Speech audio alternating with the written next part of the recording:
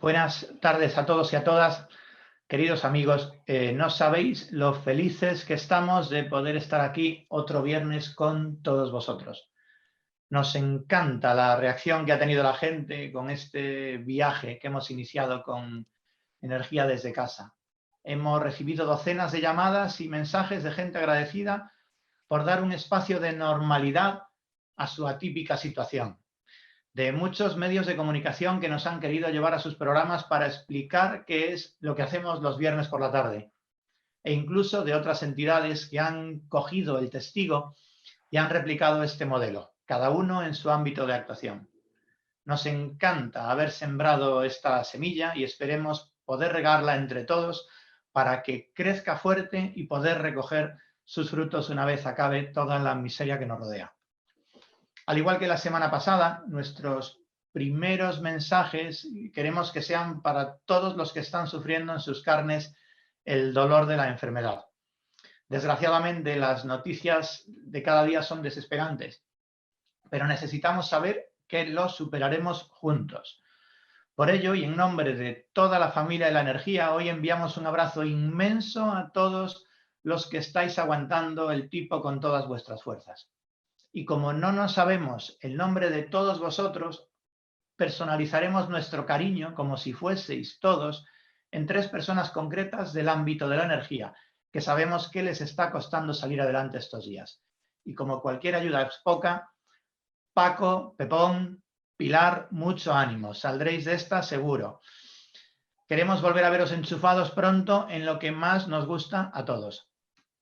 También es importante que hoy demos una especial muestra de cariño a los sanitarios que luchan en primera fila contra el fuego, ya no solo porque se merezcan todo lo que nosotros podamos decir, sino porque hoy también contaremos con alguno de ellos. Hoy hablaremos de transición energética y de cambio climático, otra terrible pandemia que parece que se ha quedado aparcada por culpa del maldito coronavirus. Nos van a acompañar 3 personalidades muy relevantes en este ámbito. Para los que sea esta vuestra primera experiencia con nosotros, que sepáis que cada uno irá entrando y le iremos haciendo preguntas que muchos de vosotros habéis estado enviando durante toda esta semana. Adelanto que es imposible completamente introducir todas las preguntas que hemos recibido. Imposible, pero creo que hemos escogido una reseña bastante interesante que aglutina digamos, el sentir de todos los preguntantes. Por un lado estará Hugo Morán, secretario de Estado de Medio Ambiente, estará María Neira González, directora del Departamento de Salud Pública y Medio Ambiente de la Organización Mundial de la Salud, y Julio Jiménez Díaz, científico titular de la Escuela Nacional de Sanidad del Instituto de Salud Carlos III. Un plantel extraordinario. Tenemos que disculpar a nuestro buen amigo Domingo Jiménez Beltrán, que hoy finalmente no podrá participar por cuestiones de conexión, de infraestructura, pero lo tenemos en capilla para más adelante y estamos seguros que contaremos con él muy pronto. Empezamos con Hugo Morán, también buen amigo de la Fundación Renovables, de la que en el pasado fue patrono, personalidad muy conocida y muy reconocida por unos y otros en ámbitos de sostenibilidad, medio ambiente, que ha venido defendiendo desde hace mucho tiempo, lo cual no siempre es fácil, una situación de los temas de sostenibilidad, lo cual no siempre es fácil cuando se vive en el corazón de una cuenca minera. Hugo, buenas tardes, bienvenido. Muy buenas tardes y gracias por invitarme. ¿Qué tal? ¿Cómo estamos? Bueno, ahí estamos intentando sobrellevar, como el resto del país, una situación que se nos ha echado encima, inesperada, y frente a la que creo que la sociedad está respondiendo de forma ejemplar. Así que sumándome a ese proceso de intentar que este país no se detenga, que su corazón no se detenga, que siga latiendo. La primera pregunta es casi obligada, que se la hacemos a todos los que nos visitan. ¿Cómo se lleva un organismo tan importante como la Secretaría de Estado de Medio Ambiente en una situación tan compleja? Y en el caso concreto de Hugo Morán, tampoco quiero evitar preguntarte cómo se le explica a tus hijos pequeños que papá está tanto tiempo en casa y que sin embargo está tan preocupado. Bueno, yo creo que no es una situación muy diferente de la que probablemente viven muchos hogares, más allá de del puesto que pueda ocupar uno, la responsabilidad que tenga de tipo laboral, ¿no? En mi casa, mis 2 hijos, que son pequeños, uno tiene 6 años, el otro tiene 10, son bastante disciplinados. Quiero agradecer el enorme esfuerzo que está haciendo el profesorado en este país por mantener a los niños activos, al alumnado en general activo, y eso está ayudando también a las familias a salir adelante en una situación complicada. La gestión de la Secretaría de Estado, pues es un Secretaría de Estado, un ministerio con del orden de unos 8.000 trabajadores, empleados públicos repartidos en el territorio.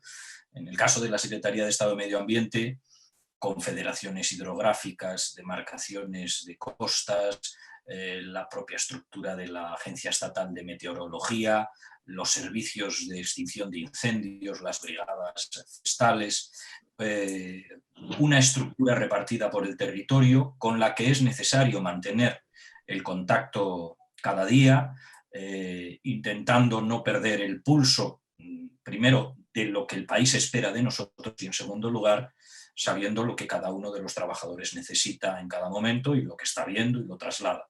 Hemos conseguido algo que yo creo que a este país le faltaba, probablemente a la sociedad en su conjunto, que es la experiencia de la capacidad de trabajar con formas distintas del trabajo presencial.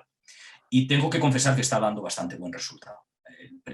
La primera semana fue una semana complicada de intentar engranarlo todo, pero a medida que van pasando los días, la estructura va asumiendo esa nueva forma de trabajo y creo que estamos respondiendo razonablemente bien a la enorme cantidad de vicisitudes que se plantean cada día, que son muchas. Y además, acompañándolo en el tiempo, y ahí me sumo a lo que comentabas tú en la presentación, a los compañeros y compañeras, un montón de trabajadores y trabajadoras que, por desgracia, bien porque lo están sufriendo ellos directamente o bien porque sus entornos familiares lo están padeciendo, hay que estar cerca de ellos, acompañarles en momentos muy complicados, muy duros. Sí, bueno, de hecho yo enlazaba la pregunta de las responsabilidades del trabajo en esta situación de confinamiento en la Secretaría de Estado con la de tus hijos, porque efectivamente el teletrabajo está funcionando, pero es curioso que hay que compatibilizarlo también con los niños al mismo tiempo, lo cual resulta una novedad en nuestras vidas muy, muy curiosa, ¿no? Pero bueno, en realidad vamos a empezar con las primeras preguntas que nos manda la gente, que seguro que realmente estamos aquí para esto. Dicen nuestros amigos de F Verde: el gobierno español y la vicepresidencia para la transición ecológica y reto demográfico, con la ministra a la cabeza, han hecho una apuesta global y estructural para lograr la reducción de emisiones y acercar a España al cumplimiento de los compromisos internacionales.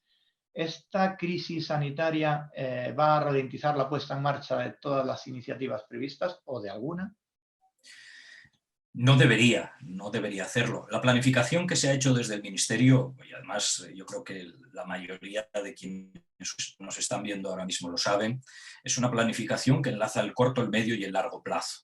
En nuestro ámbito de Unión Europea se nos ha marcado una hoja de ruta con unos objetivos iniciales a 2030, pero luego también una de largo plazo a 2050 con evaluaciones intermedias. Y ese es el diseño que nosotros hemos hecho. Es un diseño que, lógicamente, no puede tener en cuenta acontecimientos inesperados y mucho menos de la envergadura que se está produciendo en estos momentos, pero tampoco es menos cierto que en la evaluación del cumplimiento de esos objetivos se tiene en cuenta la capacidad de incrementar términos tecnológicos, de respuesta presupuestaria, de reacción social del sistema productivo, en algunos momentos incluso mejorar, incrementar o acelerar esos objetivos. Yo creo que los objetivos no deben en ningún caso ser revisados a la baja. Ese es el compromiso fundamental de partida. Lo que tenemos en estos momentos es una crisis añadida a una crisis estructural de largo recorrido, el coronavirus nos acompañará durante probablemente bastantes meses más de los que quisiéramos, pero luego de que salgamos de esta crisis de orden sanitario, la crisis climática va a seguir ahí, nunca se ha ido, está ahí. Por lo tanto, yo lo único que haría en este caso sería intentar aprender, sacar lecciones de esta crisis global que nos afecta y que los ciudadanos entienden mucho mejor que la crisis climática, porque les golpea personalmente en cada caso, traducirla al ámbito de lo que supone la crisis climática. Que sepan que la otra crisis que nos espera cuando salgamos de esta es de mayor envergadura aún que esta. Y yo creo que tenemos que ser capaces de entenderlo y desde luego no bajar la guardia en ningún momento. Nos dice, esta pregunta va sobre problemática típica en tu tierra. Felipe González dice, en Asturias existen numerosas minas de carbón que se han cerrado recientemente. El agua que inunda esas minas una vez abandonado su bombeo, ¿cree que puede ser reaprovechable para su uso industrial? De no serlo, ¿ve alguna otra salida a estos millones de metros cúbicos bombeados al año? De hecho, pregunta también a la Limón, para meter dos, ¿qué opinión le merece el uso de la superficie de la lámina del agua para instalar energía fotovoltaica flotante en Asturias? Bueno, yo creo que es la pregunta o las dos preguntas suman uno de los elementos de reflexión que nos ha acompañado a lo largo de los últimos años, y es la conexión del binomio agua-energía, ¿no? A la hora de poner en marcha mecanismos de planificación. Durante demasiado tiempo han caminado en paralelo y que deben de converger. Es verdad que algunas de las decisiones en materia de replanteamiento de modelo energético a futuro afectan y mucho a la planificación hidrológica de nuestro país. Todo el sistema de generación térmica ha precisado de mecanismos concesionales de agua de gran volumen, tanto las térmicas de carbón, las propias centrales nucleares disponen de concesiones muy amplias de aprovechamientos hidrológicos, y en paralelo un planteamiento que hace que es el aprovechamiento de aguas subterráneas, en este caso en relación con el abandono de las explotaciones mineras convencionales. Hay que incorporar todo el sistema hidrológico en un replanteamiento nuevo de la capacidad de generación energética en nuestro país. Y en algunos casos tener en cuenta que la capacidad de recuperación de algunas concesiones hidrológicas tienen que revertir en mejoras ambientales, muy especialmente en los territorios concernidos. E incluso, en algunos casos, pueden servir de plataforma o impulso para actividades en esos propios territorios que van a pasar por una transición energética acelerada, para apoyar otros usos, otras actividades que requieran de concesiones hidrológicas. En ese proceso estamos haciendo una planificación conjunta, la Secretaría de Estado de Energía y la Secretaría de Estado de Medio Ambiente, y confiamos en que en el marco del desarrollo de la Ley de Cambio Climático y Transición Energética, donde ya se apuntan algunas cuestiones en materia de planificación hidrológica y conexión con planificación energética, podamos ir dando respuestas. Hay una pregunta también ahí en relación con el aprovechamiento de los embalses. ¿De agua? Sí. Vivimos en un país en el cual se nos está recordando permanentemente que el cambio climático va a impactar de forma considerable en los ciclos del agua.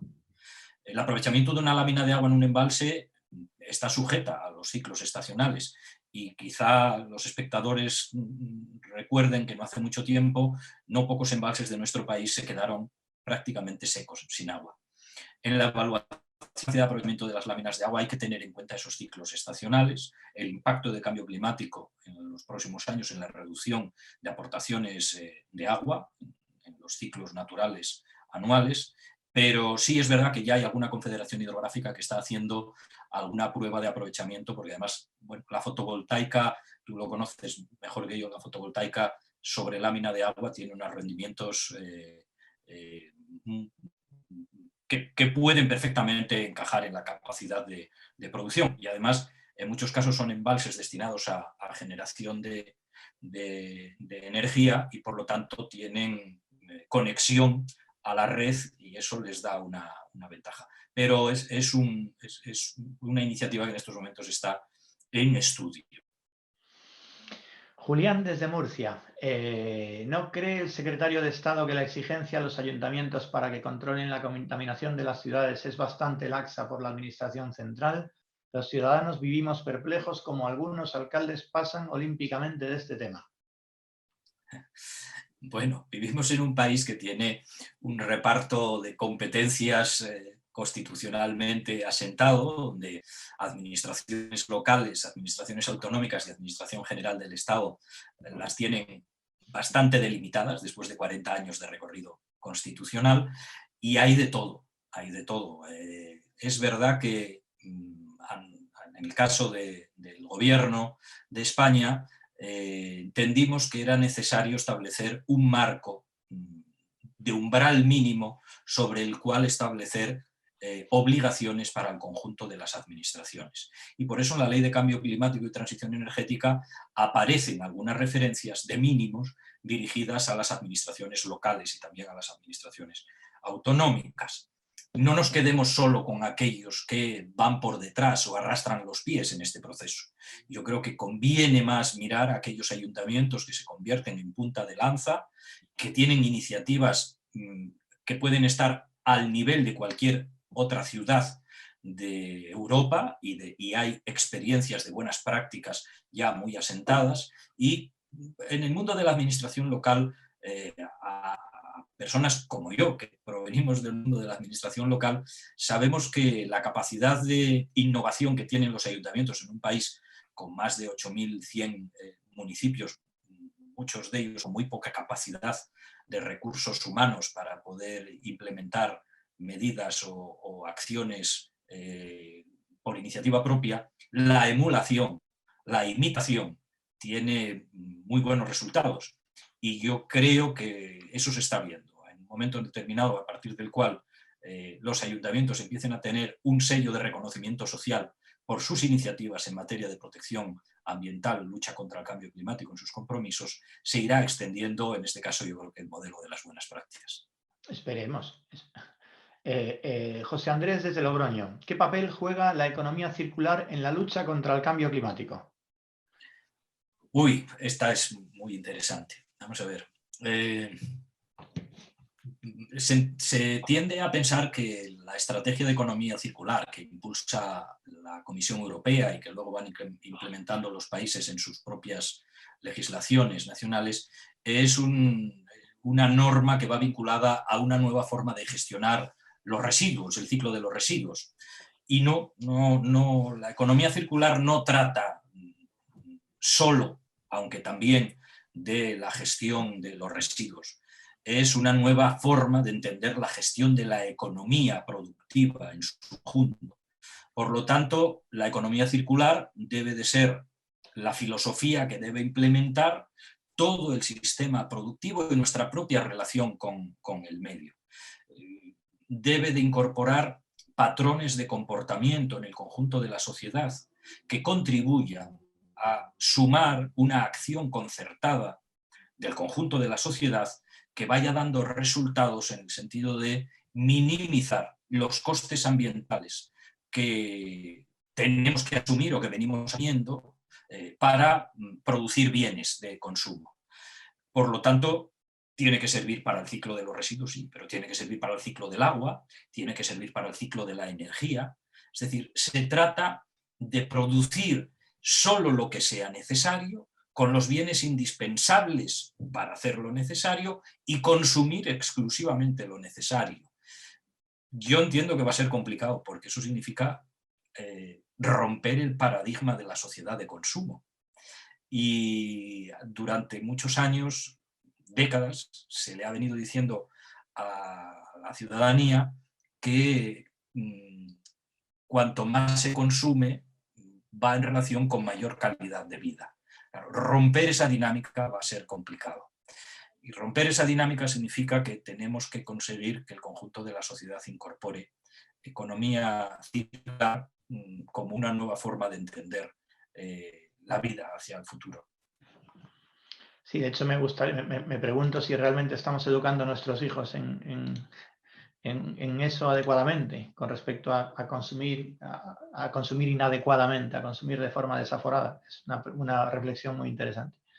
Los niños Pregunta. hacen, mira, los niños hacen lo que ven en casa y vivimos en la sociedad de las modas pasajeras, donde todo es consumir día tras día. Lógicamente, pedirles a los niños que cambien de conducta sin nosotros modificar la nuestra va a ser más complicado que si nosotros empezamos por modificar nuestras propias conductas. Pregunta Jaime Gil Robles, ¿por qué solo se habla de zonas de bajas emisiones y no de planes de calidad del aire, que es una herramienta mucho más eficaz y completa para luchar contra los efectos de la contaminación en la salud de los ciudadanos? Hombre, es verdad que esto de las zonas de bajas emisiones pues ha resultado mediáticamente como muy atractivo, pero no es más que una herramienta de los planes de reducción, de mejora de la calidad del aire en las ciudades, ¿no? Es verdad que ha sido un elemento que ha aparecido como un indicador de obligación de acción por parte de los ayuntamientos y aparece también recogido en el borrador de la Ley de Cambio Climático y Transición Energética para los ayuntamientos de más de 50.000 habitantes, pero es una herramienta, es solo una herramienta más. Los planes de calidad del aire tienen que recoger otras muchas capacidades de actuación en el territorio, cada uno en su ámbito de competencias, y más allá de que sea necesario rescatar la ciudad para los ciudadanos y no la ciudad para seguir ocupando ciudad en beneficio de los vehículos. Bueno, como medida está bien, yo creo que ha servido para provocar una reacción o un debate ciudadano que ha tenido un primer efecto y además, como a continuación las dos personas que me van a suceder en las intervenciones son auténticas autoridades en la materia, el hecho de que el ciudadano haya interiorizado ya en estos momentos que la gestión de la movilidad en las ciudades no es una cuestión de comodidad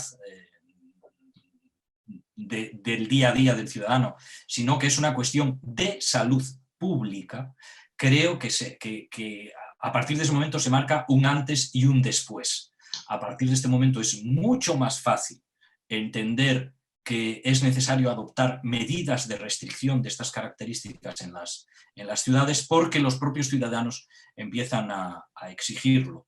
Y en situaciones en las cuales, como es el momento que vivimos, vemos hasta dónde la salud forma parte del eje central de la preocupación del ciudadano, todas aquellas medidas que coadyuven a mejorar la salud de los ciudadanos son medidas que van a ser cada vez mejor aceptadas. Y hay un principio que no podemos olvidar. Es imposible pensar en salud pública si antes no tenemos garantizada la salud ambiental. La última pregunta, Hugo, y que de hecho es una de las que más me ha gustado de las que han enviado, y de hecho por eso hemos decidido ponerlo al final. Alguien de Barcelona, que no pone sus iniciales, no pone su nombre, pregunta: todos sabemos que la España de después de la pandemia será diferente. ¿Corremos el riesgo de que se toleren por el Estado conductas poco responsables ambientalmente con el ánimo de aumentar la producción del país durante el proceso post-coronavirus? Lo digo porque es una conducta que se ha producido en el pasado. No lo dice él, pero sí recuerdo costas llenas de edificios Sí. que luego se vaciaron y un montón de locuras de ese estilo. Sí, vamos, el inicio de la reflexión es, yo creo que es claro. Nada va a ser igual que lo que fue antes. No solo va a cambiar España, va a cambiar el planeta, va a cambiar la sociedad, vamos a cambiar nosotros como individuos. Por lo tanto, van a cambiar nuestros valores. Confío que ese cambio de valores sea un cambio de valores que nos conduzca hacia no repetir errores del pasado. Y esa es verdad que es una de las preocupaciones que están ahora mismo sobre la mesa del Ministerio, de la Secretaría de Estado.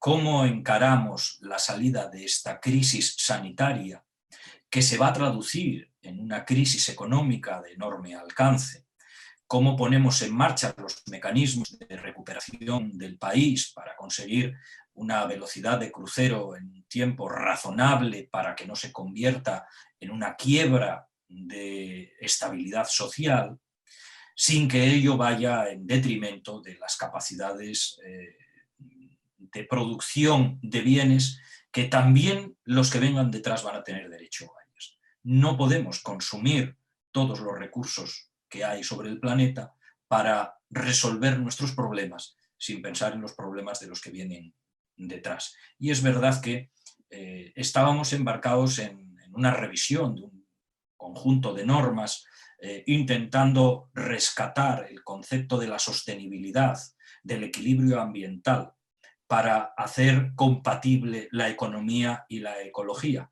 y que nos ha sobrevenido este mazazo a mitad de recorrido, antes de concluirlo. Bien, haremos todo lo que esté en nuestras manos para garantizar que los recursos del país van a estar ahí para resolver esta crisis, pero también las crisis venideras. No podemos agotar nuestra capacidad de respuesta a la primera de cambio. Y somos conscientes de los errores que se han cometido en el pasado y estamos, creo, en condiciones de intentar al menos que no se repitan en el presente o en el futuro inmediato. Así que espero contar también con la comprensión del conjunto de las administraciones y también del conjunto de la sociedad, porque se va a pedir respuestas rápidas a problemas que van a necesitar algún tiempo para resolverse. Y no hay soluciones sencillas para problemas de esta envergadura. Por lo tanto, es probable que sí haya tentaciones de intentar que se flexibilicen, que se agilicen, que haya una mayor permisividad en relación con determinadas conductas, y yo creo que no podemos cometer el error de, por querer correr demasiado ahora, caigamos en el hoyo de nuevo a la vuelta de la esquina.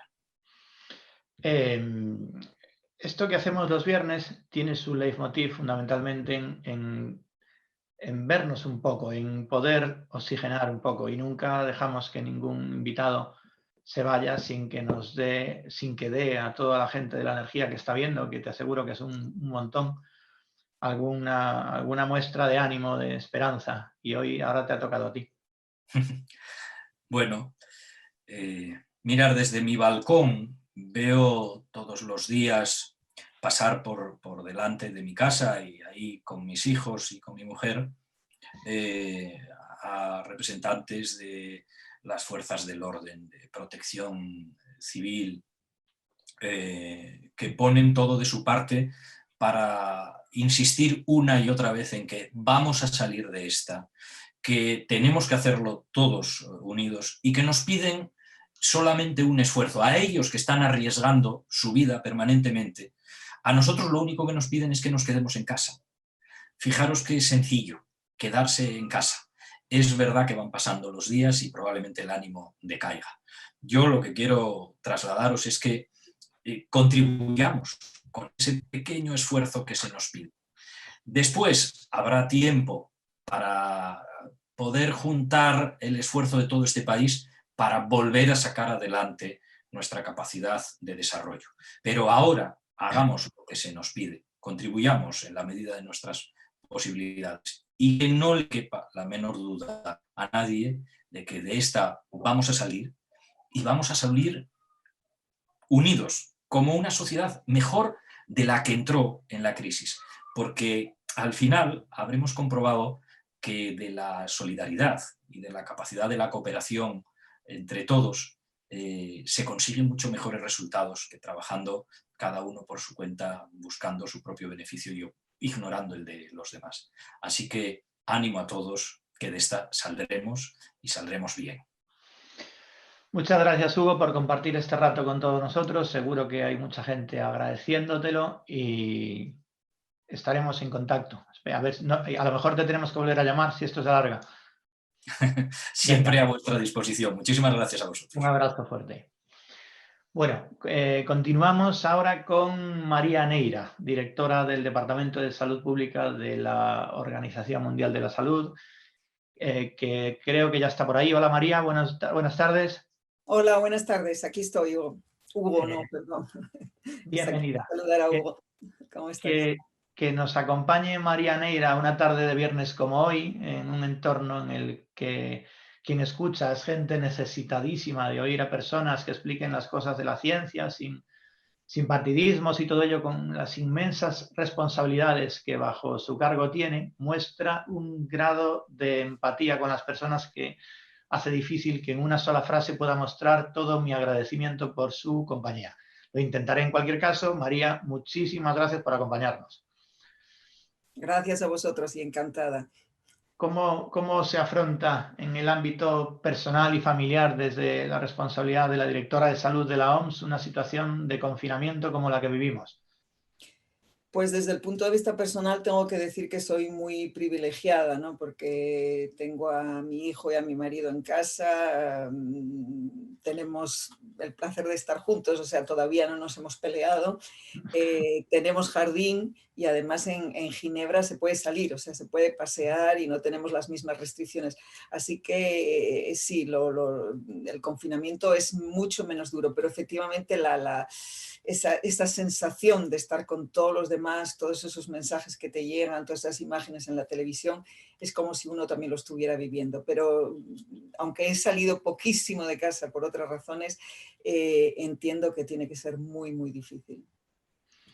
Estos días todos tenemos algo más de tiempo para ser reflexivos y mucha gente está escribiendo sobre una cuestión filosófica que a mí me parece muy interesante, y es que si viviésemos hace 200 años estaríamos diciendo que esta pandemia es una reacción de los dioses contra los excesos del ser humano, y ahora ya vivimos en el siglo XXI y parece que la ciencia nos ilumina algo más, pero sobre lo que no hay duda es que curiosamente ahora, como consumimos menos, estresamos menos el planeta y está mejorando la calidad del aire, del agua. Debemos realmente aprovechar este confinamiento como si fuera un rincón de pensar que le decimos a los niños pequeños para nuestras actuaciones post-coronavirus. Es efectivamente una cuestión muy sensible, ¿no? Porque ahora que está todo el mundo haciendo un esfuerzo tremendo, que esta situación de alguna manera ha sido impuesta, no ha sido una decisión voluntaria, que hay mucho miedo asociado, que se está haciendo de forma, digamos, con cierto pánico asociado a ello también. Efectivamente, hablar de los posibles beneficios que se están viendo a través de la reducción de la contaminación del aire, pues resulta un poco delicado.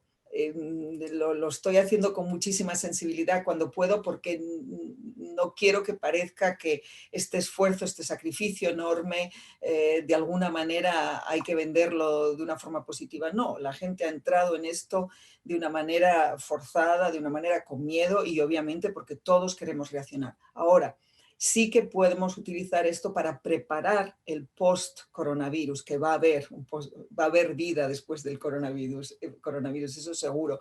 Así que hay que empezar con mucha delicadeza a empezar a cuantificar esas vidas que se están salvando indirectamente a través de esa mejora en la calidad de aire.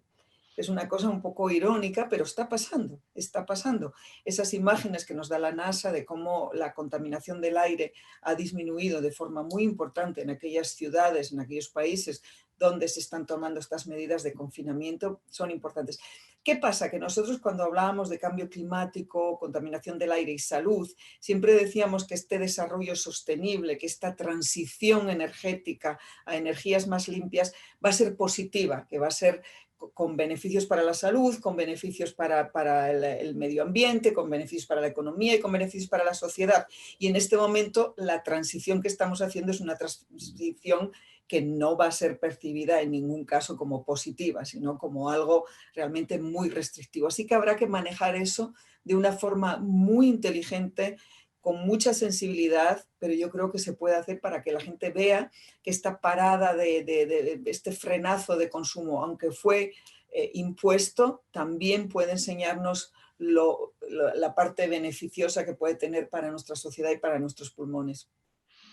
aprendamos de ello. Mira, María, que sepas que han llegado para hacerte pues más de 50 preguntas y hemos intentado, incluso hasta última hora, que ni siquiera hemos podido meter, pero hemos intentado organizarnos un poco con algunas que, digamos, impregnaban el sentir de las demás. José Luis desde Zamora nos pregunta que tenemos la desgracia de que se provoque una pandemia global por un virus muy agresivo y muy contagioso y casi todo el planeta se pone en primera línea de saludo y a las órdenes de las organizaciones sanitarias como la OMS. Sin embargo, estos mismos organismos llevan muchos años alertando que los problemas de salud que provoca el cambio climático y la contaminación están acabando con millones de personas y, sin embargo, ahí muchísimos países se ponen de perfil. ¿Tienes solución a este problema? Muchas gracias. Esta es una de las ironías en salud pública, ¿no? Yo soy una de esas personas que ha ido con mucha frecuencia a hablar de cómo la contaminación del aire es responsable de más de 7 millones de muertes prematuras al año. Hemos visto algún político, algún jefe de gobierno escandalizarse, tomar medidas dramáticas y drásticas por eso. No, hemos visto algunos cambios, algunos avances, pero desde luego en ningún caso eso. Lo que está claro es que la demanda viene siempre de la población. Cuando tienes realmente tu salud, la sientes, la percibes realmente a riesgo y ese riesgo es inmediato. Reaccionamos de forma muy distinta a los riesgos a medio y a largo plazo, pero reaccionamos con fuerza a los riesgos inmediatos.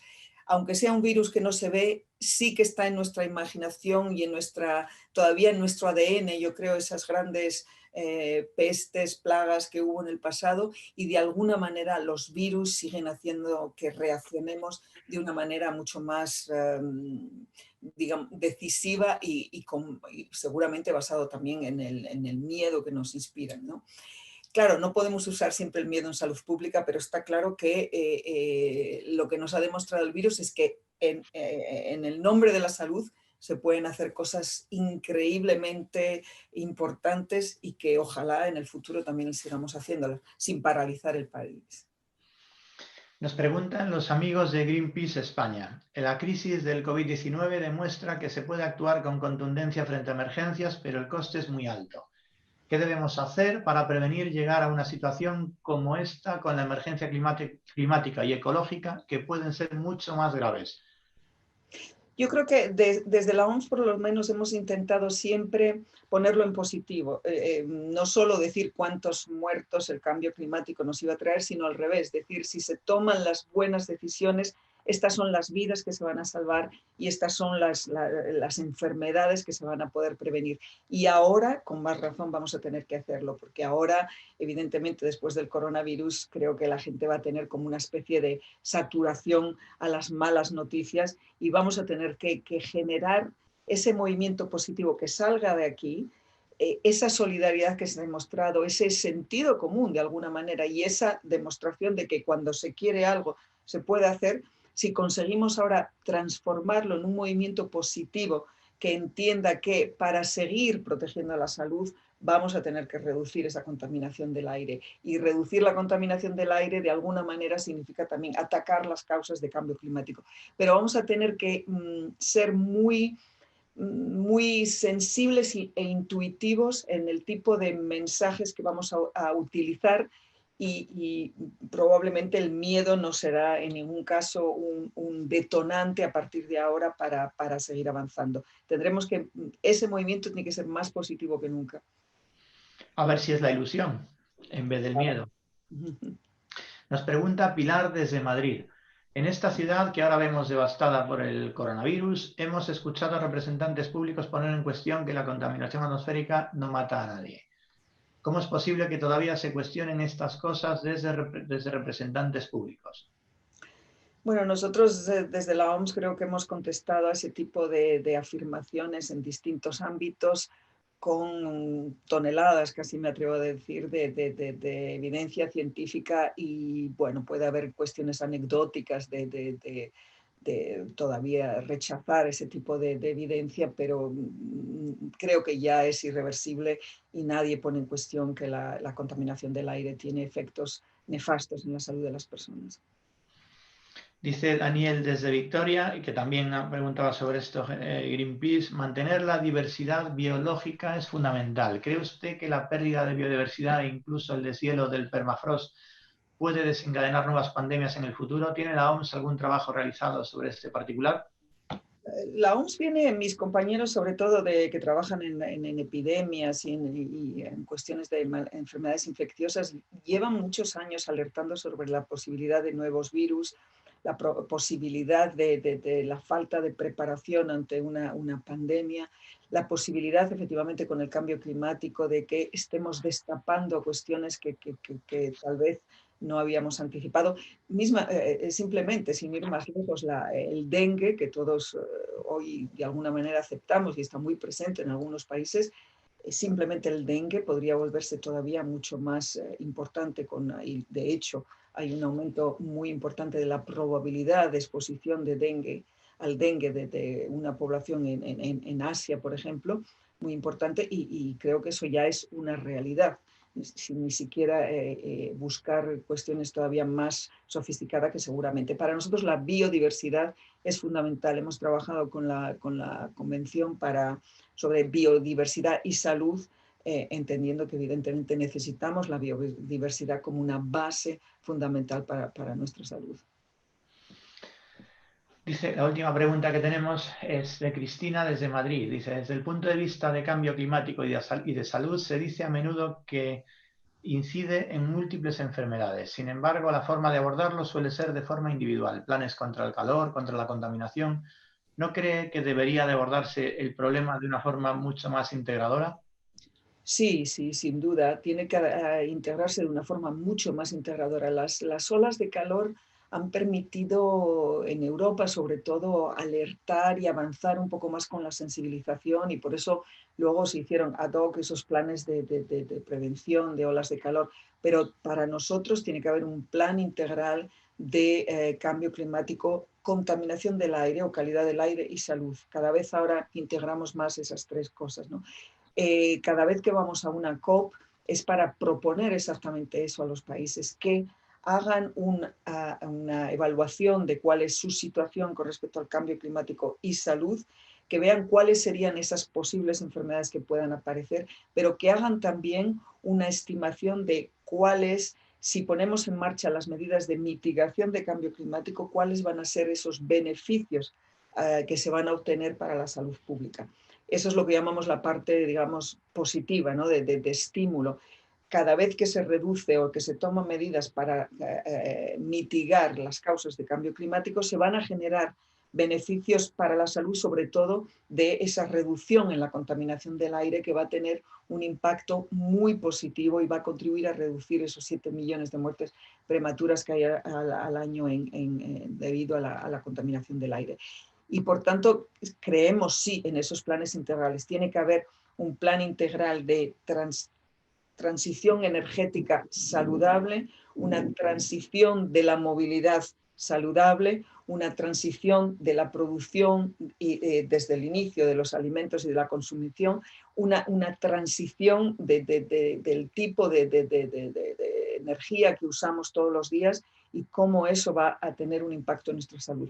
Todos esos planes hay que contárselos a la población, hay que contarlos siempre que sea posible en positivo y usando desde luego el argumento salud, pero usándolo para enseñar a la población ahora cada vez más que si no tomamos esas medidas para proteger nuestra salud, somos mucho más vulnerables, y yo creo que ahora nadie quiere oír hablar de vulnerabilidad, o sea que tenemos que aprovechar de este tirón para insistir en la importancia de la prevención, para insistir en la importancia de aquellos pilares de los que depende nuestra salud tienen que estar bien fuertes. El acceso al agua, el acceso al aire que respiramos, el acceso a la alimentación, y todo eso tiene que ver con el medio ambiente y de cómo nos trabajamos y protegemos y estamos un poco más alineados en políticas de respeto al medio ambiente y a nuestro planeta.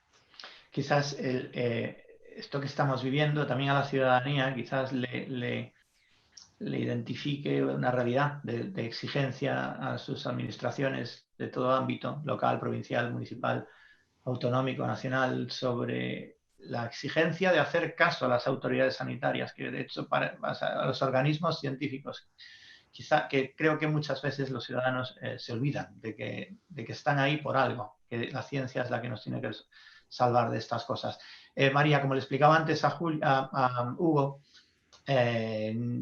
en estas tardes de viernes nuestro objetivo fundamental es que todas las personas que trabajamos alrededor de la energía, de la sostenibilidad, del medio ambiente, pues puedan tener un rinconcito de oxígeno renovable. Entonces, me encantaría que pudieses hacer alguna recomendación final, algún gesto final para dar un poco de mimito a toda la gente que te está escuchando. Algo de esperanza. Por supuesto. Además, lo de la energía renovable, ese oxígeno renovable me ha gustado, ¿no? Son tiempos que hablamos de ventiladores, de respiradores. Hay algo que está clarísimo. Yo como médico que soy o que fui, por lo menos, si hay algo que realmente angustia es cuando ves a una persona que tiene dificultades para respirar, un niño con asma o un ataque agudo de una persona con EPOC, en fin, que no puede respirar.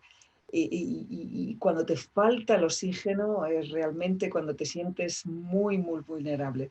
¿De dónde vamos a sacar esa energía renovable que necesitamos para tener ánimo? Mira, no sé, yo soy asturiana y entonces crecí oyendo muchas historias de mineros, ¿no? Mineros que se quedaban atrapados en la mina. O sea, no hay ninguna familia en Asturias y sobre todo de las cuencas mineras de donde vengo yo que no tenga una historia muy cercana de un minero que se quedó atrapado en la mina porque caían aquellas vigas y si había suerte los rescataban con vida y si no. Y todos salían de allí después de a lo mejor 3 días, 5 días atrapados y salían con esa entereza y esa convicción de que iban a salir. Imagínate lo que es estar debajo de una mina, atrapados con vigas y con escombros y en una oscuridad total, ¿no?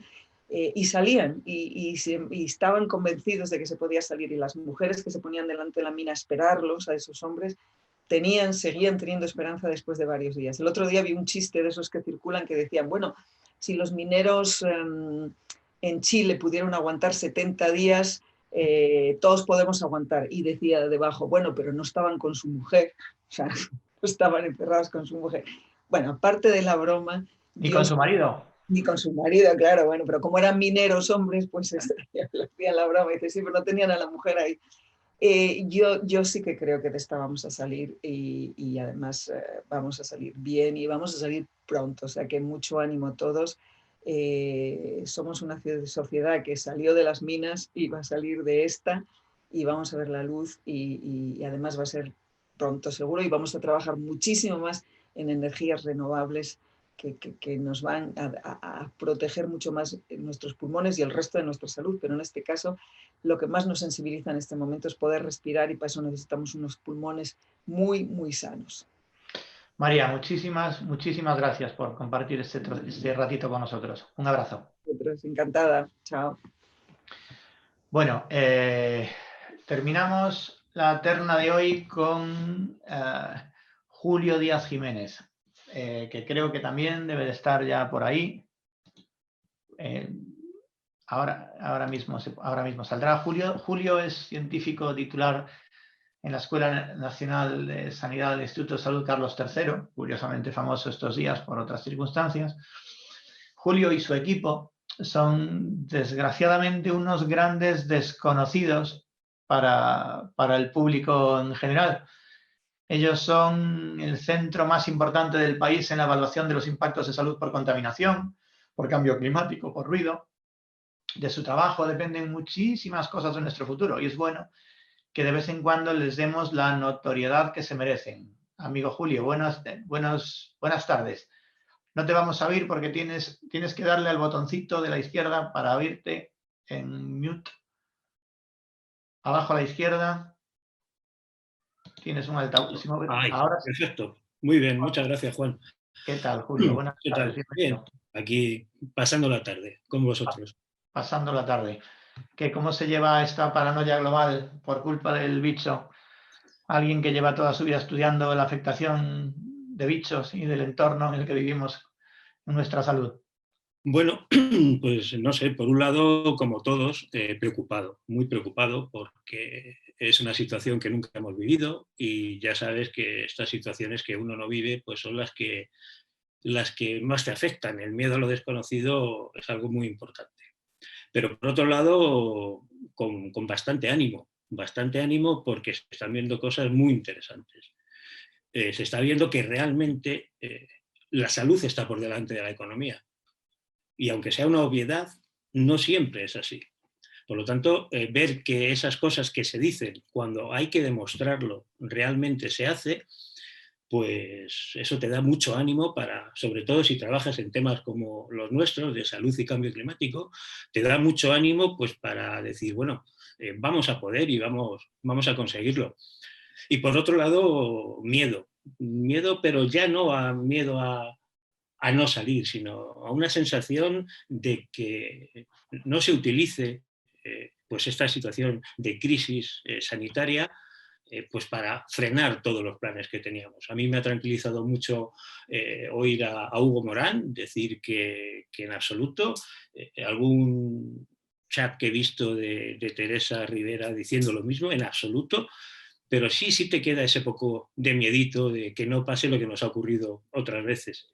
Y si lees la prensa o lees WhatsApp, pues ves, por ejemplo, que en China lo primero que han hecho va a ser reforzar el número de centrales térmicas de carbón para recuperar el tiempo perdido. Por lo tanto, esas cosas a mí sí que me dan miedo, sí. Entonces, bueno, confiemos en que nuestros políticos no se dejen arrastrar y lo que se ha previsto y lo que se ha dicho que se iba a hacer, pues sigamos en esa línea. Y los políticos, y espero que la ciudadanía esté a la altura de exigírselo y de plantarles cara. Sí, bueno, pero tú ya sabes que la ciudadanía habla cada 4 años, pero los políticos toman decisiones a diario. Entonces, no sé.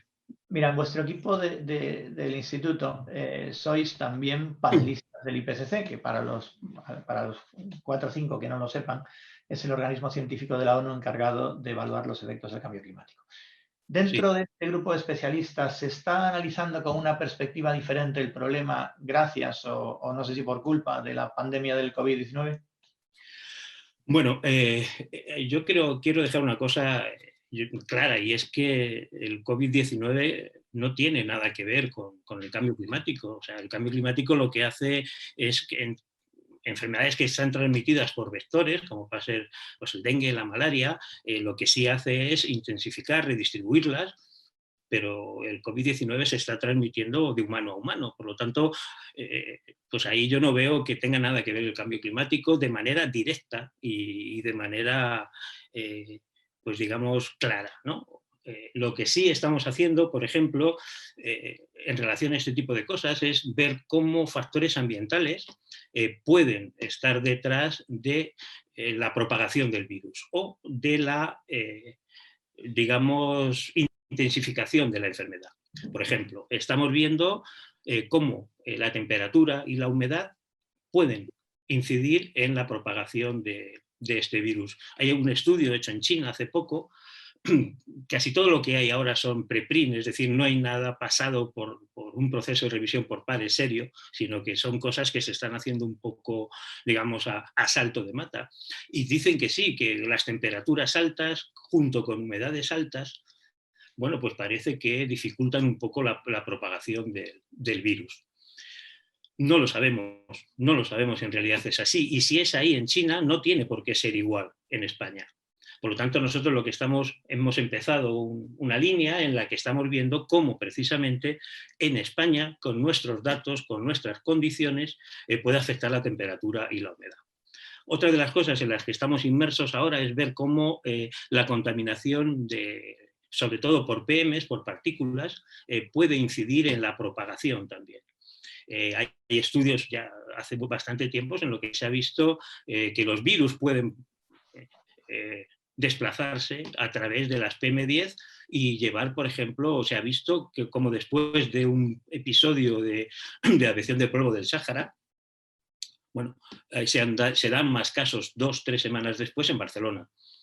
Por lo tanto, ese mecanismo existe. Los virus las PMs pueden ser vectores.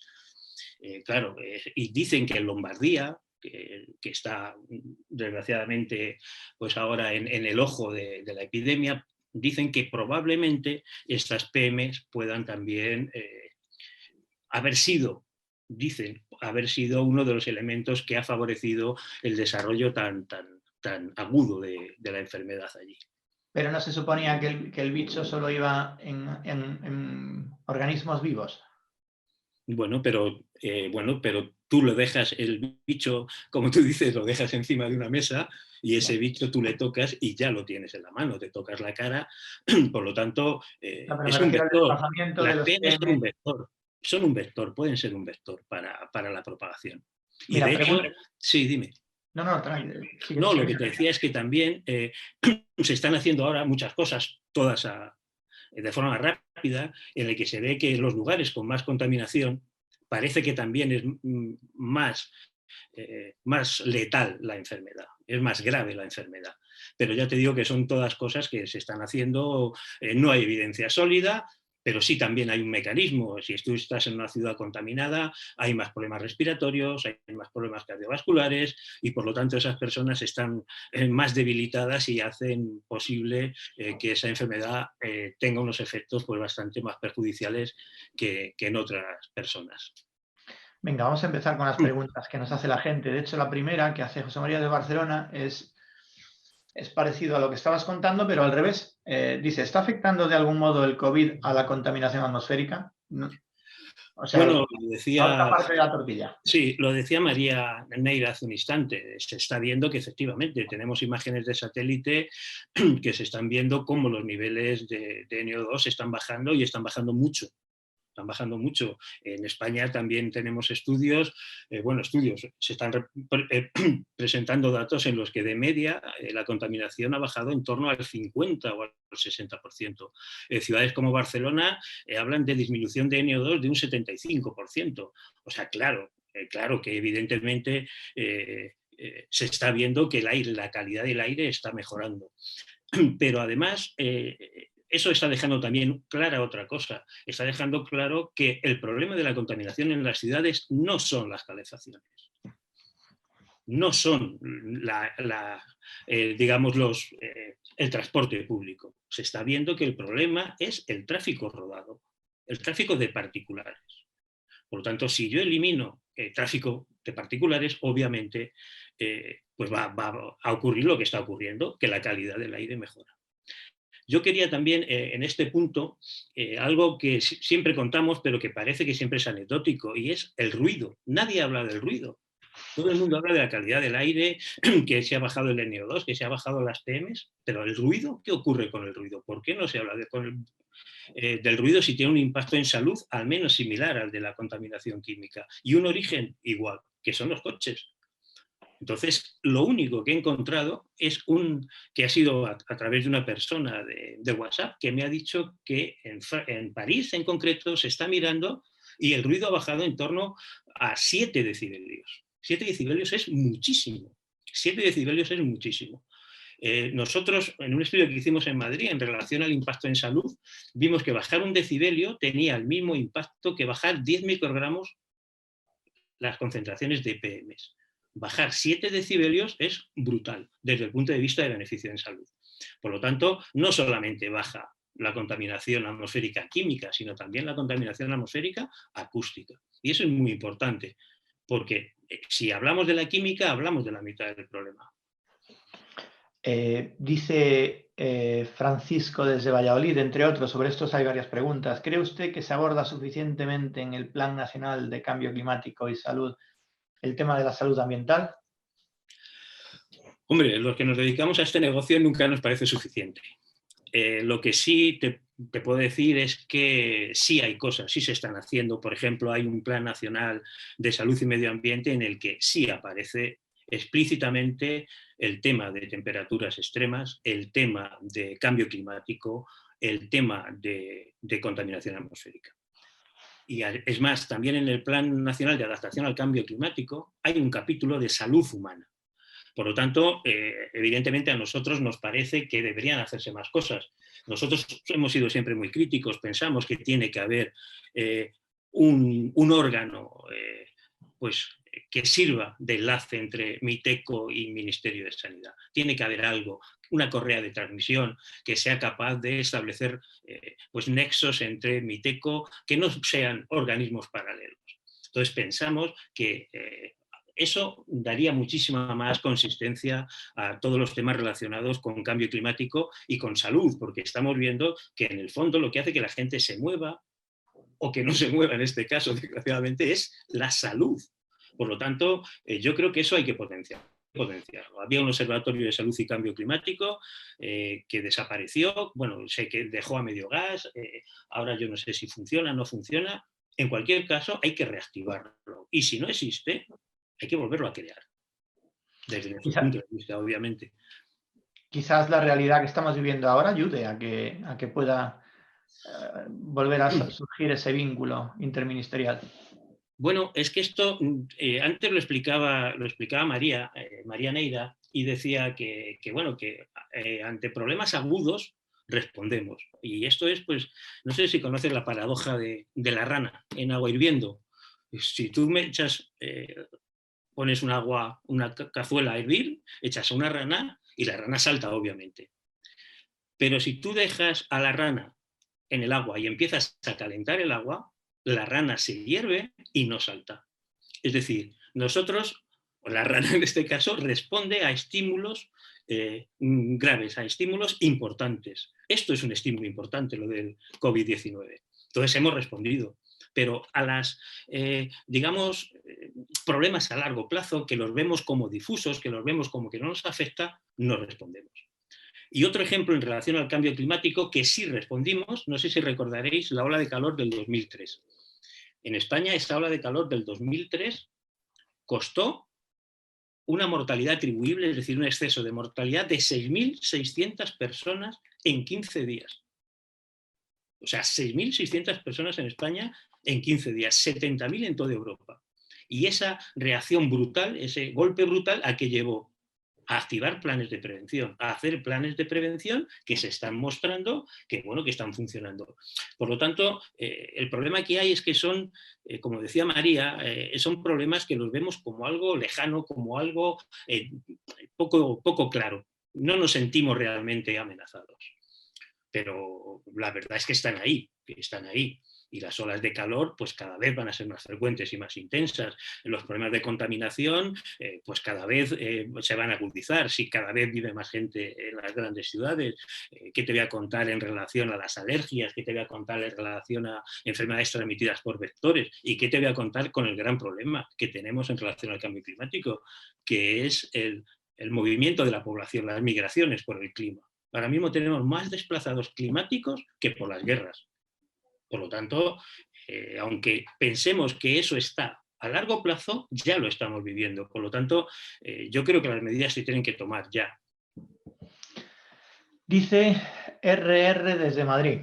Recientemente ustedes han publicado un artículo científico sobre la vinculación directa entre el volumen del tráfico en Madrid y los ingresos hospitalarios en los centros sanitarios de la ciudad. ¿Podría explicarlo mínimamente? ¿Han notado alguna incidencia con la aparición de los coches eléctricos de alquiler o todavía no es significativo? Presumo que la situación actual del COVID perturbará los datos, ¿no? Bueno, el artículo, como bien dice RR, ya está publicado y se hizo con datos de hasta ingresos hospitalarios de 2016-2017. Por lo tanto, evidentemente no se han recogido estas últimas cosas. Es un estudio, la verdad, yo estoy muy orgulloso de él y desde nuestro punto de vista supone un salto cualitativo muy importante. Nosotros hemos conseguido relacionar intensidad de tráfico con ingresos hospitalarios. En concreto, ingresos hospitalarios en el Gregorio Marañón de Madrid por causas circulatorias y respiratorias. Es decir, no hemos medido PM10, NO2, ozono, ruido y los hemos metido en el modelo. No, lo que hemos hecho ha sido meter intensidad de tráfico y relacionarlo con ingresos hospitalarios, controlando por otras variables, pues por ejemplo, pues por la dispersión de contaminación por el viento, por ejemplo, por la dispersión de contaminación por convección, es decir, por la altura de la capa de mezcla. Pero lo que ese estudio deja claro, lo que menos es el número que nos da, pero lo que sí deja claro es que la causa de los ingresos son los coches. No es otra cosa. Son los coches. Si yo quiero mejorar la salud, lo que tengo que hacer es reducir el número de vehículos. Y en ese estudio queda clarísimo. No es la adhesión del polvo del Sáhara, no es las industrias, no. En Madrid, en concreto, en otros lugares habría que repetirlo, son el número de vehículos. Por lo tanto, yo creo que cualitativamente es un salto muy importante. Daniel desde Vitoria nos pregunta, ¿no cree usted que el binomio cambio climático y salud es muy poco conocido por la ciudadanía? ¿Por qué cree que sucede? Pues eso sí que yo no sé por qué sucede, pero yo sí sé, creo que es poco conocido. Cuando uno va a dar una conferencia sobre los impactos en salud del cambio climático y empieza pues, por los problemas directos relacionados con olas de calor, olas de frío, ves que la gente asiente. Cuando empiezas a hablar ya de su relación con incendios forestales, bueno, también lo ven con inundaciones, cuando empiezas a hablar también de sequías, cuando les dices que la sequía se relaciona directamente con mortalidad, eso ya no les suena tanto. Cuando hablas de contaminación y les dices que la contaminación está relacionada no solo con mortalidad, porque siempre hablamos de mortalidad, pero la contaminación se está relacionada pues, con cáncer, por ejemplo, cáncer de pulmón. O sea, la Agencia Internacional de Investigación en Cáncer dice que las PM2,5 son un carcinógeno de primer orden. Por lo tanto, la contaminación se relaciona con cáncer, se relaciona con Parkinson, con Alzheimer, con demencia, con ansiedad, con depresión, se relaciona con enfermedades cardiovasculares, respiratorias, con autismo en niños, con déficit de atención. Con todas esas cosas ya empiezas a ver que la gente te empieza a decir, bueno, ¿y cómo yo no sé nada de esto? Cuando les empieza ya a contar su relación con dengue, con malaria, con sequía, con falta de alimentos y al final con migraciones climáticas, la gente se queda con la boca abierta. Entonces, se desconoce el problema, pero yo creo por dos motivos. Uno, porque falta educación ambiental. O sea, los científicos no sabemos comunicar este tipo de problemas. Y hay educadores ambientales que lo que tienen que hacer precisamente o lo que hacen es comunicar eso mucho mejor que cualquier científico. Por lo tanto, si queremos llegar a la sociedad, si queremos que el problema se conozca, tienen que haber personas, tiene que haber educadores ambientales que transmitan esa información. Y esos existen. En España hay un Centro Nacional de Educación Ambiental que depende del MITECO. Por lo tanto, yo creo que es el momento de darles juego. O sea, no puede ser que la gente ignore los problemas que hay en salud. Eso es desde el punto de vista, digamos, objetivo. Subjetivamente, yo creo que nos ponemos muchas veces una venda delante de los ojos porque no queremos saber realmente cuál es la magnitud del problema que tenemos con el cambio climático. O sea, vamos, bestial. Circula estos días por las redes una imagen que lo describe clarísimamente. Se ve un señor, un buceador, que va subiendo hacia la superficie y un tiburón pues, de unos 3 metros que va por él. Y pone COVID-19. Por debajo de ese tiburón, del COVID-19, hay otro tiburón que se va a comer al primer tiburón que tendrá pues, 10-12 metros de largo. Y debajo de todos se ve una mandíbula brutal que pone cambio climático y que se va a comer a la crisis, al COVID y al buceador. Pues esa es la magnitud del problema que tenemos, Juan. Es un problema de una magnitud tremenda. Y muchas veces la forma de decir, eso son historias que se montan los científicos, eso no es verdad, negar la evidencia es una forma de autodefensa. Sí, seguramente, pero bueno, quizás con la hipersensibilidad que tiene la ciudadanía esta temporada a este tipo de efectos quizás pueda ayudar cosas como esta, ¿no? Quizás. De hecho, mira, en la misma dirección nos hace la última pregunta Sonia, que no nos dice desde dónde nos escribe. Dice, ustedes son muy habituales en redes sociales. ¿Notan que sus contenidos sobre los impactos del cambio climático interactúan más con los jóvenes que con las personas mayores? Todos estos movimientos de jóvenes por el mundo, dice, hacen parecer que son ellos los que más empujan, pero me sorprende mucho que las personas mayores, que son más vulnerables a todos los efectos que de lo que ustedes denuncian, no se les vea muy reactivos con el tema del cambio climático. Bueno, pues yo voy a decir una frase del Tenorio que dice, yo a los palacios subí y a las cabañas bajé. A nosotros nos sigue muchísima gente, nos siguen jóvenes, hemos ido a dar charlas a edificios ocupados, hemos ido a la Real Academia de Murcia, o sea que vamos a todos los sitios y nuestros seguidores son, pues hay gente joven y hay gente no tan joven, hay gente de perfil muy técnico y gente de perfil menos técnico. Yo no creo que sea un problema solo que las personas mayores no lo ven, en absoluto. Yo creo que es un problema que los ciudadanos de cualquier condición se preocupan por él. El problema que hay es llegar a ellos. O sea, yo estoy viendo, sobre todo en redes sociales, que siempre llegas a las mismas personas. O sea, siempre te contestan los mismos, llegas a los mismos. El problema es llegar a los que no están convencidos. Ahí es donde hay que llegar. A las personas que no están convencidos, que no se creen esto del cambio climático, que no ven que impacte en la salud. Y ahí era donde decía yo que los profesionales de educación ambiental tienen que hacer su trabajo. Ellos son los que saben hacerlo. Julio, no te ha tocado terminar hoy a ti y no voy a permitir que nos quedemos con el sabor de boca del dengue o de la malaria o de no sé cuántas muertes por culpa de los PMs o ni siquiera del coronavirus. Necesito que uno de los científicos más importantes del país en esto termine este sarao con un poco de esperanza. Pues mira, como científico y físico que soy, a mí no me salen las palabras que ha dicho Hugo o las palabras que ha dicho María. A mí me salen datos. Y vamos a dar un dato muy alentador.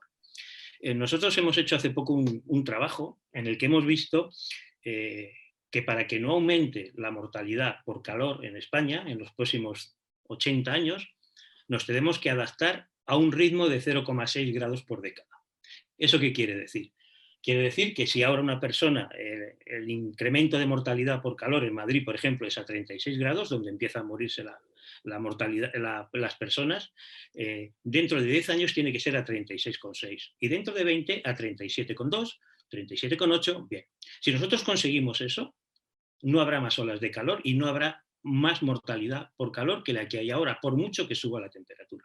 El reto es hacer cómo nos adaptamos a esos 0,6 grados por década. Bien, entonces, con la subvención de la Fundación Biodiversidad hemos hecho un estudio en el que ya hemos visto a qué ritmo nos estamos adaptando desde el año 1983 hasta el 2018. Bueno, pues lo hemos hecho solo para 2 ciudades, de momento, lo vamos a hacer para todas, obviamente. Bueno, pues nos estamos adaptando en Madrid a 0,8 y en Sevilla a 1,2. Es decir, nos estamos adaptando al ritmo que debemos para no tener problemas de olas de calor, bueno, problemas de olas de calor sí, de mortalidad atribuible al calor.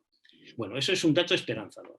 Es muy esperanzador de que en España, por ejemplo, en ese tema de adaptación al calor, se están haciendo las cosas bien, las estamos haciendo bien y, por lo tanto, un dato muy, muy positivo.